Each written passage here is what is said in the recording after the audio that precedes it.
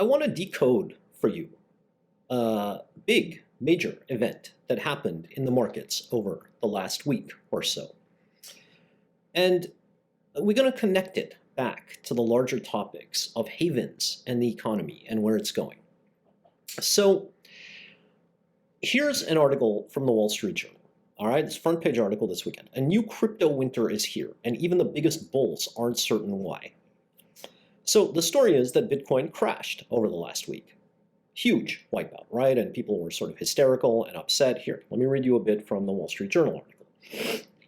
Bitcoin just suffered its largest weekly decline in more than 3 years, but the worst part for some of crypto's perma-bulls is that they aren't sure exactly what caused the crash.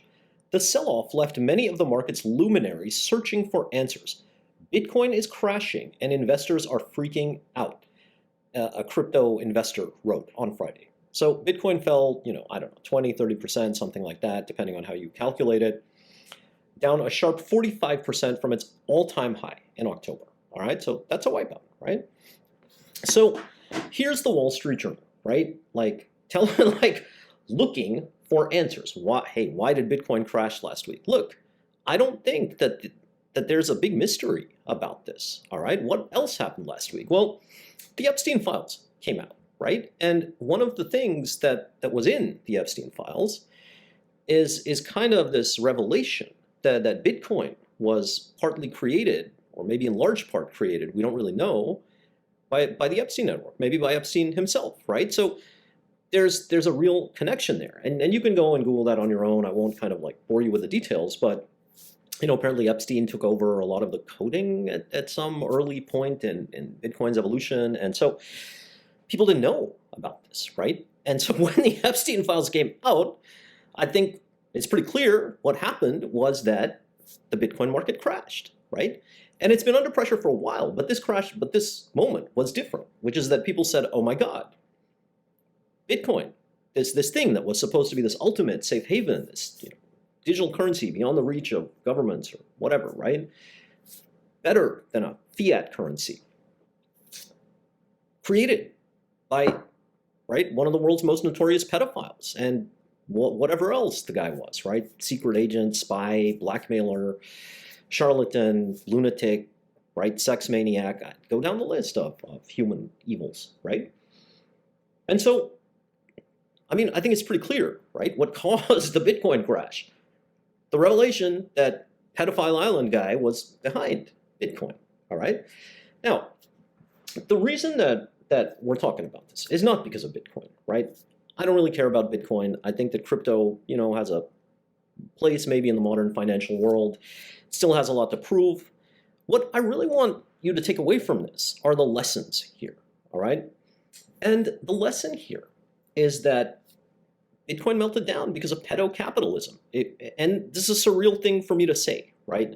But this is where we are in 2026. I have to say insane things like that, right? Pedocapitalism. And that's kind of really what was going on here. So Bitcoin investors, if you were following, right, along on, I don't know, Twitter or Reddit or whatever, seemed absolutely freaked out by this, right? Oh my God, Epstein was behind Bitcoin. Maybe Epstein was Satoshi Nakamoto or whatever, right? I'm not a big Bitcoin guy. I'm not really in that world, but I'm just sort of outlining to you how it went, right? So what's the kind of moral of the story here? The moral of the story here is that, it teaches us a lot about what havens really are and what the economy really is and what assets really are. So what happened here, right? Bitcoin crashed, Pedo Island, Pedo Network created Bitcoin or, was behind it to some large degree. And people lost faith in it. It lost credibility. And then they began asking bigger questions, right? Is it just a big Ponzi scheme? Can I trust it? Huh? So faith, credibility, and trust. That's what we're always looking for at rock bottom, right? That has to ground any kind of financial asset, any kind of investment decision. And what happened to Bitcoin? Really, right? And the Wall Street Journal guys are not getting into this because maybe they don't have the leeway to ask these questions. I don't know. But it suffered a catastrophic loss of credibility. People lost faith in it, right? And this is one of the things that sort of tells me that, at least at this point, right, crypto has a pretty limited role as a currency proper. Currencies are things we have to be able to trust, that we have faith in. And that's true for all your investment decisions, right? We often make this distinction between the smart money and the dumb money. Dumb money is just looking to make a buck. Smart money is looking for things that it can have faith and trust in. Now, there's an even bigger lesson here, all right? And bear with me, because this is important for you guys to learn. I hear this line from people come back to me and tell me what their finance guys say to them, right? So normal people with financial advisors, super rich people with entire finance teams, right? And these guys are always telling you a myth. And the myth goes like this: money and morality don't mix. Money's over here, morality is over there. Totally separate things. And I think what moments like this teach us is that it's not true, right? Part of the Bitcoin freakout was certainly because people thought to themselves, well, Jesus, if a group of pedophiles created this currency, how can I have any trust in it? Maybe they even thought to themselves, I don't want to be associated with it, right? Loss of faith, loss of credibility, that's a moral thing, right? It's not just sort of an abstract economic thing. So this idea that money and morality don't mix is very much dismantled by the recent Bitcoin crash, right?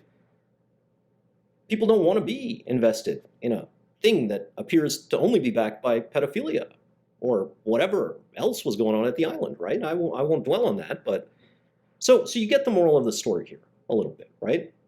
So in Havens, so I bring this all up because I created Havens for you guys, sort of this mini hedge fund that you can all follow along with, and the world is fleeing for the exits now, right? It's seeking havens because we're losing trust.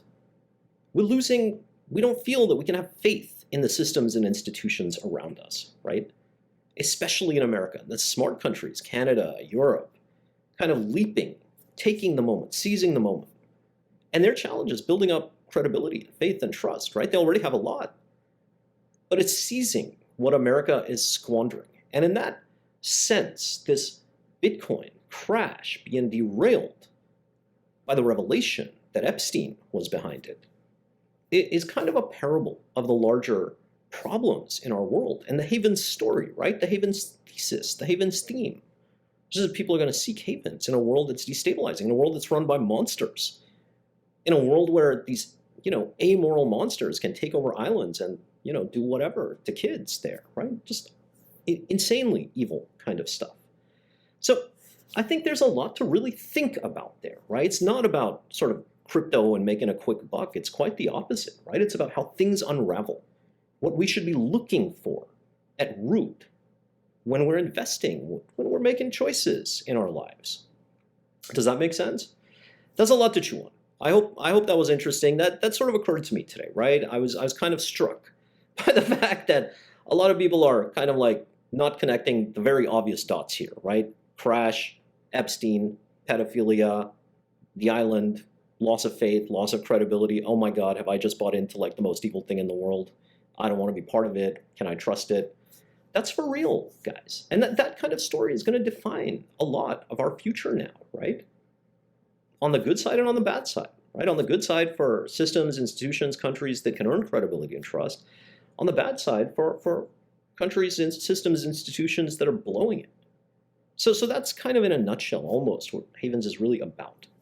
All right, thanks for listening. That's a lot to take in. I hope you enjoyed it. I hope it was a little bit edifying. Leave me some comments. Let me know what you want me to talk about, and I'm happy to make more videos for you guys, okay? Bye.